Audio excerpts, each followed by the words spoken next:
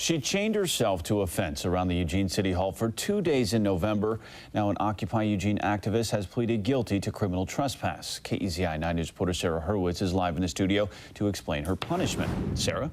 Brian, Gwen Iris says she's satisfied with the verdict this morning. She'd rather plead guilty so she can get back to what's truly important, keeping the Occupy movement alive.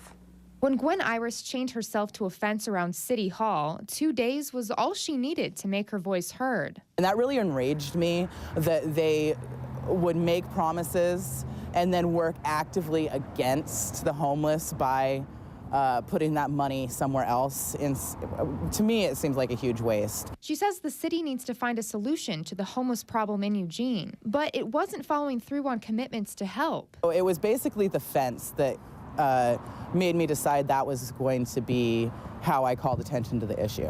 She says she originally pleaded not guilty to the civil disobedience charge filed against her, but the city offered a deal she couldn't refuse. I'd considered fighting it, but when they offered the violation, I figured it was better for me to take the violation because I could do more good being able to get back out in the street and call attention to the issues I did this for in the first place. And we're happy that the guilty plea worked out because the trial could have ended with a very high fine and 30 days in jail.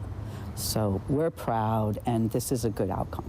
The assistant city prosecutor says it's unfortunate this happened, but the law is the law. I understand that they felt they had a message that they want to say. It's unfortunate that they did that in a way that violated the law. They were polite and cooperative and worked well with the police officers, but the city is going to have to enforce the laws of the community.